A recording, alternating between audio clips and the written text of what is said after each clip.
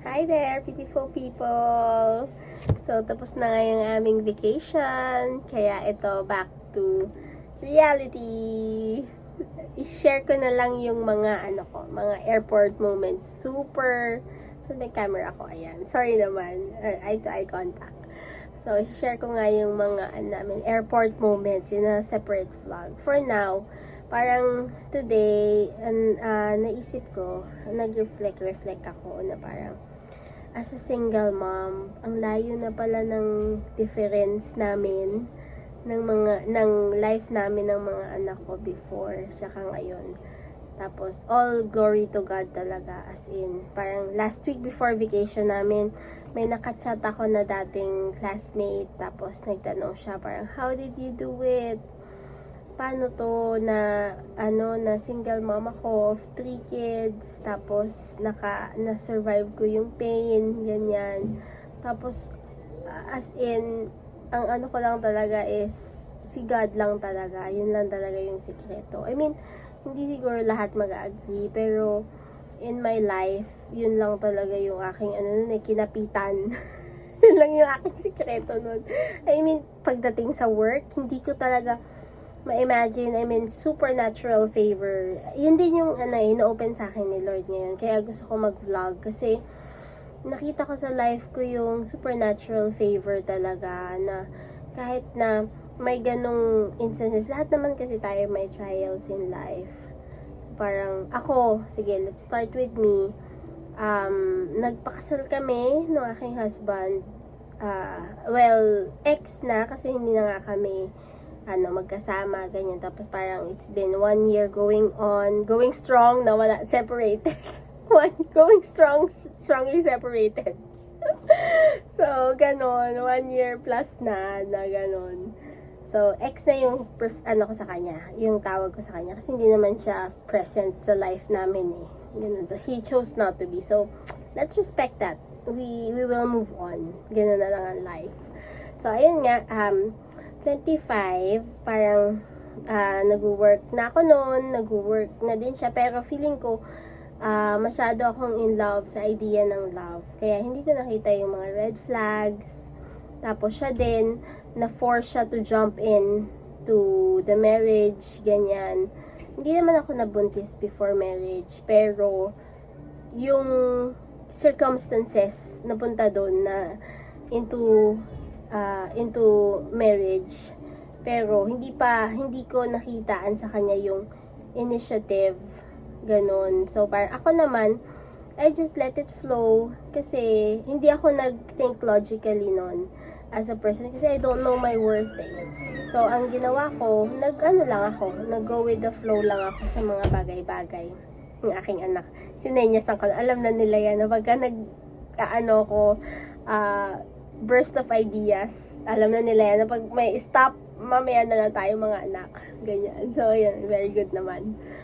Tapos anyway, ayun, marriage, and then after a year, actually 2 marriages pa nga yun eh. Tapos after 6 months ng first wedding namin, first is civil. After 6 months, nagpakasal kami sa church garden wedding sa pastor, ganyan. Tapos, pero pero may baby na ako noon nung 6 months. After 6 months of getting married, binlessed na kami ng baby, which is yung aking gwapo and very responsible panganay, na 11 years old na ngayon. Super joy ng life ko yung tatlong yan. Tapos after second wedding, pero doon na, nakikita ko na yung mga red flags sa relationship namin. Pero ayoko na maging siguro specific, ganyan. Pero nag-lead talaga sa ilang years pa kami before nag-separate. Hindi ko na kasi kasi parang yun nga, hindi naman very rough ang aming marriage. Kaya ang ginawa ko, I just live every day. So most likely 12 to 13 years kami nagsama, ganyan. Pero year 2020, umalis na ako dun sa province nila, ganyan, sa Mindanao. Tapos focus na talaga ako dito na wala nang changes na mangyayari. So, kailangan ako na yung gumawa. Tapos, I prayed so hard, as in. Kasi, ang hirap eh. Ang hirap na yung mga anak mo nasa sayo, pagkatapos parang walang ayos yung buhay nyo as a family. Toxic. Tapos, na at risk pa sila. Ganyan. So, naisip ko, wala na. Hindi na, parang after trying so hard on my part, hindi na lang muna. So, 2020, umalis ako doon. Like, pero buntis ako nun ha. Buntis ako with my third baby. Ganyan. Pero, love na love ko pa din siya nun. So, parang sabi ko, toxic na. And then, we'll just fly, we'll just go away, ganyan. So, it's his choice na kung ano ba ang parang kung susunod ba siya or what. So, sumunod naman siya, pero wala siya nung pagpanganak ko. Sumunod siya like 3 months na yung baby, newborn baby namin, ganyan. So, wala ako, finesse ko talaga lahat by myself, as in. Tapos, ang funding pa sa as in talaga, parang grabe, that time, wala ako, ang hirap, 'di ba? Parang nag-double work ako, kahit buntis ako, nag-double work ako, kasi, ang hirap humingi sa kanya ng funds, na, kahit naman ngayon, pero, at least ngayon, medyo regular na siya, 15,000, sa 3 bata na yun ha, per month. Okay na, at least merong binibigay kaysa naman wala, 'di ba? 15,000 isang buwan. Alright, okay na din. Medyo, alam niyo naman. Pero, yun na yun. Tapos, nung time na, so, 'di ba, how much more pa nung buntis ako. So, alam na natin na hindi siya gano'n na generous sa family. So, ayaan ko na lang. So, nag-work ako double job. Ganyan. Tapos, nagpapadala siya kapag gusto niya. Pero, sabi ko sa kanya, kailangan ko ng like 20,000 sa pagpanganak. At least yun na lang, 'di ba? So, naghanap ako ng maternity na na medyo maganda, kilala, may respected sa area namin in Taytay that time, kasi Taytay pa ako na nag-stay sa parents ko. Okay naman, maganda din yung Taytay maternity. May mga pros and cons, pero let's discuss that kung gusto nyo magtanong in the comment section. Tapos, ayun, habang nagdo-double work ako, buntis ako, ay nako, grabe, antok na antok ako lagi sa mga duty ko. Pero super grace ni God, nakatulong din yung extra salary ko, kasi bumubuo na ako noon ng appliances namin na pamilya, which is hanggang ngayon gamit ko pa din. Ang galing, amazing, na yung ref, yung aircon, ang galing, nakakatuwa. Pati yung TV nga binigay ko na kay papa at saka kay mama, kasi nag-upgrade na kami. So, ang galing-galing ni Lord. After nun, yung hirap na bagong panganak ka, kasi hindi ka makapoop, hindi kasi yan that's so underrated. Hindi talaga yun na nasasabi in social media. Ang sinasabi lang nila, mahirap lang umiri, mahirap lang manganak, pero hindi nila nasasabi na yung panganak, pag 12 hours lang yun at most day, or less than a day. Pero yung pagtai mo na meron kang tahi sa puwet, tapos yung risk of infection, tapos walang naghuhugas nun for you, ganyan. Kasi syempre, willing naman yung parents ko, pero syempre, ayoko naman, hindi naman yun hindi naman yun for them to see, diba? So, I do it by myself, kasi wala yung partner ko. Ang partner ko lang talaga nun is si Jesus, kasi maintain niya yung aking sanity. Yun pa lang yung point pa lang na yun, na parang, Lord, parang ganun kahirap na ang hirap-hirap mag-poop, ang hirap-hirap kumilos. Tapos to think, toddler pa yung aking, babies. Ay, school age pala. School age yung dalawang babies ko. Tapos yung newborn ko, days pa lang. Grabe yung ko nun. Yung suffering nung time na yun. Pero, naman, parang may times na mag-mental breakdown ka na, pero go breakdown ka lang, pero go stand back up, baby. Ay, no, go stand back up, mama. Pero walang magbe-baby sa'yo. Ganun ang peg doon. Tapos, okay na-survive naman. So, tsaka pa siya dumating, 3 months, tapos tinry namin ulit. Nagpunta pa kami sa different place. Akala nung iba nag-adventure lang kami, pero actually we're trying to build na another chance for the marriage that time. Which is talaga, hopeful talaga ako kasi mahal ko yung tao 'di ba? Tapos pero ganun pa din, cycle of events ganyan. So ibig sabihin, ganun talaga, toxic talaga na yung relationship namin kasi hindi siya na memende. Hindi naman pwedeng one-sided. Basta ako, I did my part, ganyan. Tapos, in the end, ako yung pinili ng mga anak ko. Kasi pinapili naman niya. Ako naman, open ako eh. So, I'm happy. I'm very happy na ako yung pinili ng mga anak ko. Tapos, very happy din sila na parang wala lang ngayon. Basta happy si Mamsi. Happy din sila, ganyan. Kaya nga, importante, mamas, na kung gusto nyo I wouldn't wish this to anyone else kasi alam ko mahirap maging single mom. Pero, mamas, kung magsi-single mom kayo, kailangan talaga i-keep nyo yung sanity nyo, keep your faith, hold on to your faith talaga.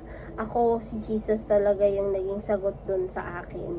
Tapos, ayun nga, so, after 1 year ng pagtatry, almost 2 years naman yun, yung nagtry kami, almost 2 years siya. So, after 2 years na pagtatry, hindi pa din, so I decided to go back to my parents, tapos super lovingly, inaccept naman talaga nila ako ulit, nakita nila yung situation ko kasi, na we tried, but we failed, so, nag-separate ways ulit kami. So, ngayon, nagpapadala na lang siya, pero hindi constant yung communication niya, I'm open naman for him, but bahala siya, hindi siya so okay lang, okay naman kami ng kids. Pagdating dito sa Taytay, ganun na yung nangyari. So ako, syempre hoping pa din ng lola, ganyan, na parang sana ma-realize niya, or diba, parang both naman kami dapat mag-grow, ganyan. Pero ginawa ko na yung part ko, so sana may makita ko sa part niya. So ayun, hindi naman nangyari. So magto 2 years na, I realize, magwa 1 year plus pala, hindi naman magto 2 years. 1 year plus na, so I decided na time na namin ng mga kids to move on. Ganyan. So, ayun, ngayon, currently, sabi ko nga, di ba, ang layo na nang narating namin. Kakabakasyon lang namin sa Boracay. Pagkatapos, ngayon umuwi kami sa sarili naming bahay, may sarili kaming sasakyan. Paano ba nangyari yun? Ano ba ang sikreto? Sabi ko naman sa inyo, beautiful people, si Jesus talaga ang sikreto nun. Kasi, hindi ko, parang, ang hirap mag-explain. Pero, ang nun is, nung time na kailangan ko ng partner, si Jesus lang talaga yung naging partner ng life ko. Pagkatapos, dumating din sa point na hindi ako, sabihin niya maganda ang work ko, kaya ako na oo, maganda yung work ko, pero dumating nga ako sa point na hindi ako maka-work. Ganyan. Kasi, I'm so depressed, I'm so down, I'm so busy with the kids. I need to deal with my mental state. Iiyak, parang nag-work ka, tapos biglang iiyak ka na lang, magbe-breakdown ka, ganun ang aking, ang aking K-drama ko everyday, and every moment, ganyan, nung mga first few months, ganyan. So parang, tapos dumadating nga sa point na, ano ba, ano na lang, ibabaan ko na lang ba yung principles ko, yung standards ko in life, yung standards ko in our relationship, para nandito siya, para may support ako, ganyan. Pero, in the end, si God talaga yung nilapitan ko. Nag-attend ng church, parang kung magmi-miss man kami ng church dahil hindi kami makaalis dahil may sakit ang kids, we will watch the Christian services online sa YouTube. Or ako, ganun ang ginagawa ko, breakfast, lunch, dinner, preaching talaga, as in, to fight the anxiety, to fight the depression, to be stronger than I could be. Ganyan. Princess, go there! Mom sees, having a vlog. May nangungulit na prinsesa dito. Go, mahal. I love you. I Go wanna now. hug you. Okay, go. Because I'm having my train of thoughts. Lock my door, please. What's the train of thoughts? I love you. What's the train of thoughts? Secret. It's, Christmas train. Go now. Bye. Bye. So, ayun nga. Yun yung mga ko. Tapos, nag-attend ako ng victory groups, ganyan. Meron nga ako parang CCF. Hi to Doxis and to Ate Mi. Ayan, sila yung naging support ko. Pero kay Doxis nga, dalawa yung naging Bible study group ko. Ganyan. So, yung isa, hindi ko masyado na-attendan na kasi nga weekdays or parang very late. So, nagpapatulog na ako ng kids. Pero thankfully, dun sa isang Bible study group ko, fit siya sa schedule ko. Kaya, ayun, naging strength ko kasi nakumuha ako ng wisdom dun sa mga tao na naka-experience before. May mga single mom din dun before na pagdaanan yung pinagdadaanan ko. Pagkatapos, ako din, sinishare ko yung pinagdaanan ko.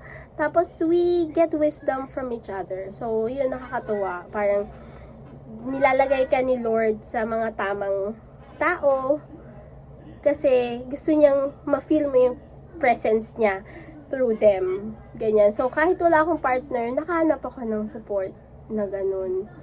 Tapos, ang galing pala, no? Parang, yun yung naging parang, kasi hindi ko afford ng psychologist. Alam niyo yun, parang, although maganda yung work ko, ayokong, parang at this point of time, hindi talaga wise na mag-spend ako ng thousands of dollars sa doctor, sa psychologist, kasi wala nga kaming enough na sustento, 'di ba? So, yung kinikita ko, i-build ko na lang yun ng mga namin, ng dreams namin. So, talagang si God ang aking sikreto, mga ting. Wala talagang doctor, walang medicine. Tapos, as I was saying, hindi supernatural favor sa work kasi pinag-leave nila ako. Tapos, biglang 1 week after separation, yung doctor na ina-assist ko kasi I'm working as a virtual assistant, medical scribe. Yung doctor na ina-assist ko, nilakad niya naman ako sa sa institution na nataasan talaga yung sweldo ko kasi nga I need financial support. God is good, supernatural favor talaga. Kaya mga single moms dyan, single dads, hold on to Jesus lang talaga. Kasi siguro hindi mo napapansin, pero those little things, those little miracles happen every day sa life natin through people. Hindi siya magic eh. It happens like gradually through people around us. Tapos ang galing, nakakatuwa. Tapos, yun nga, di ba parang supernatural favor sa work, kahit minsan kailangan ko mag-leave, minsan kailangan ko magpahinga, ginagrant nila agad, tapos with pay pa, yung mga gano'n na parang, Lord, thank you, I can survive, I can heal, and without thinking of my finances. Pagkatapos, tapos naging 6 digits pa yung job ko noon, parang, wow, provision, parang 6 digits na yung salary ko, dahil nga in-increase na ako, ganyan. So, parang, kaya, nakapagpundar kami ng mga bata. Yung, di ba, 2020, humiwalay na ako. Nung time na yon, nagpray ako for wisdom kay Lord. Kasi sabi ko, Lord, parang hindi na ata to, hindi na wise na makitira kami kaila mama all my life kung mawawalan ako ng partner. Kasi nga, di ba, 2020 yun, hoping pa ako. Pero I want to be ready. Kasi never kami nagkaroon ng sarili namin na, as in sa amin na bahay ng kids with the dad. So, sabi ko, as a mom, I want to build for my kids, 'di ba? Kung magiging single mom man ako. Kaya nag-invest ako sa isang condo unit here in our current, which is our current residence now. Kaya ayun, thank God talaga, supernatural favor, I told you guys, na so after 2 years of trying, 2022, nag-decide ako na instead na ipa-rent to, kasi dapat rent na lang to kung magkakaroon kami ng kung magbubuo kami ng pamilya ulit ng aking ex-husband. So, nawala yung ganong plan kasi napunta to sa amin as a family, as our home, which is I'm very happy kasi ito yung naging dream home ko talaga to itong tong location na to, kaya ito talaga yung pinray ko noon. Tapos, sakto. So, after 2 years, yung salary ko, napalago ko. Pagkatapos, naging ganito, naging comfortable yung house namin. Tapos, nag-ipon din ako noon. Habang yung 2 years na yun na nagtatry kami mag-build, nag-ipon din ako for our, hindi ko iniisip na maghihiwalay kami. Pero, thankfully kay God, nakaipon talaga ako noon na down ako ng malaki sa car, ganyan. So, ngayon, may sarili kaming car. Tapos, nasusustain ko kasi nga, dalawa yung work ko na mini-maintain ngayon. So, ayun, parang ang galing ni Lord. Parang, tapos, kahit na madaming gastos, kahit madaming, nakakabakasyon pa kami, parang tipong, ang galing. Tipong, parang, Lord, paano ba ito i-compute? Paano na? Tapos, syempre, ang bills every day, di ba? Ang bills every month, di ba? Ganyan, unexpected. Pero, meron talagang unexpected na, biglang may commission, biglang may bonus. Ganyan. So, ang galing, may mapupuntahan na yon. Tapos, may emergency funds na pala ako. Tapos, sakto, mayroong insurances. Tapos, up to date sa insurances. Kung malilate man, parang days lang kasi nga nasa bakasyon, ganyan.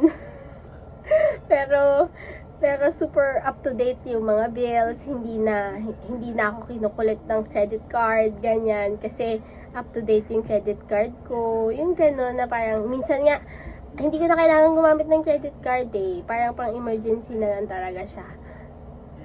Galing. Ang galing, amazing ni Lord talaga, na pagka mag-start ka mag-walk, and mag-start ka mag-trust sa Kanya, siya yung mag-provide sa'yo ng light every step of the way, hanggang sa maano mo yung tunnel na, ang layo na pala, makalabas ka dun sa tunnel na, ang layo na pala ng pinagdaanan ko, no? Ang dilim pala nun, pero nandito na ako sa end ng tunnel, nakita ko na.